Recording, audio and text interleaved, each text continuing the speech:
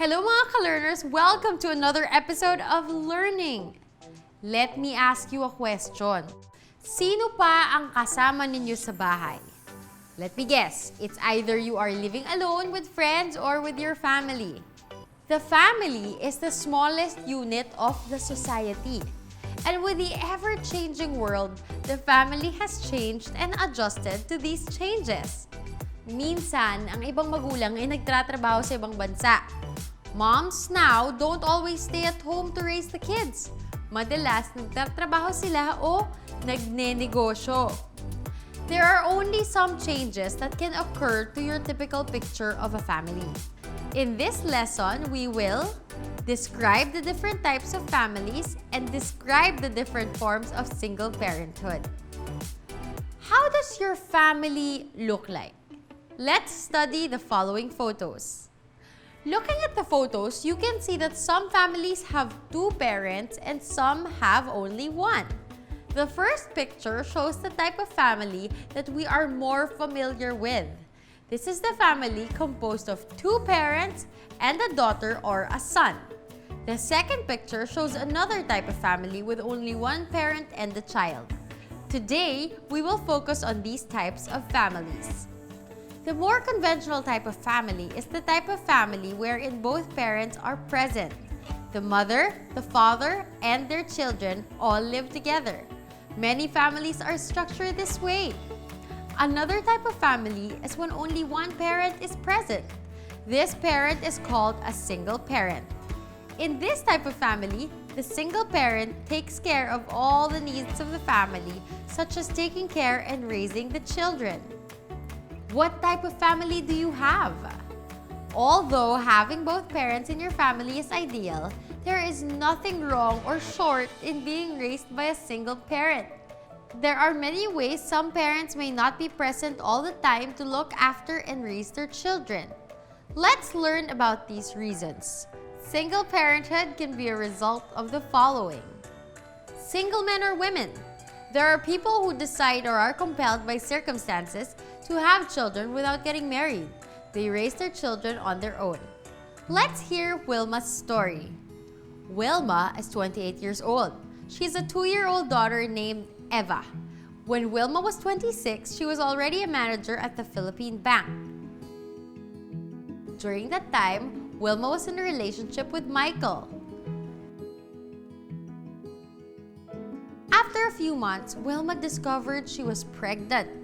Wilma was happy, but she still did not want to get married. Why do you think Wilma made the decision to raise her child on her own? It was Wilma's personal decision to raise the child on her own. She felt that she did not want to get married yet. Another possible reason for single-parent families is separation. Separated parent. There are parents who decide to live apart from each other and only one parent lives with the child. Separation can sometimes occur because of different reasons. The husband and the wife can legally separate from each other.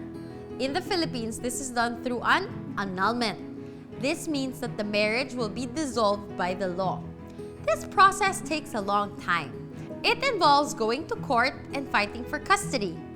Getting custody of the children means having the right to care for them. The children will then live with a parent who is granted custody. The husband and the wife can sometimes separate due to some conditions. They can do this through a proper process. When this happens, custody or the right to supervise the care for the children is given to one of the parents only. Let's listen to another story. David and Erica are husband and wife. And boy, they fight all the time. So one day, as they were having a hard time agreeing, they decided to separate. They went to court to file an annulment. After a long process and much deliberation, the court granted their petition for annulment. Erica was granted custody of the children. This meant that the children would live with her. After their annulment was finalized, David left and said goodbye to the kids. David and Erica talked about still being good parents to their kids even after the annulment.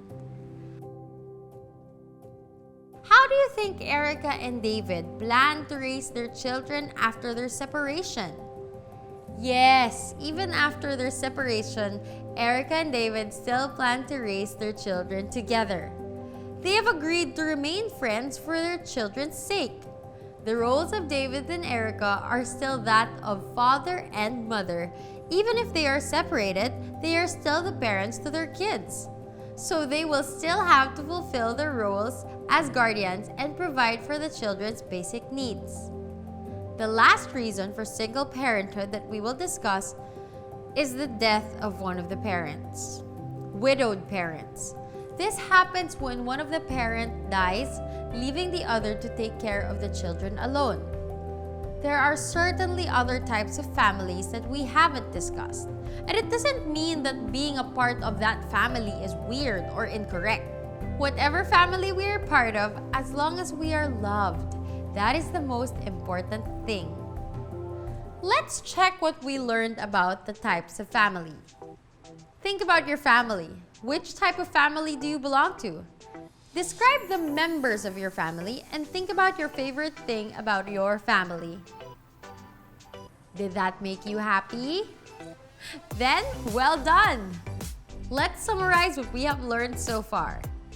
We have discussed two types of family, where two parents are present and where only one parent is present. Reasons for single parenthood: unwed men or women, separation, death of one of the parents. There it is, mga ka-learners. We have learned the two types of family and some reasons for single parenthood. Sana ay nabigyan ng linaw kung ano ang mga porma ng pamilya. See you again, mga ka-learners!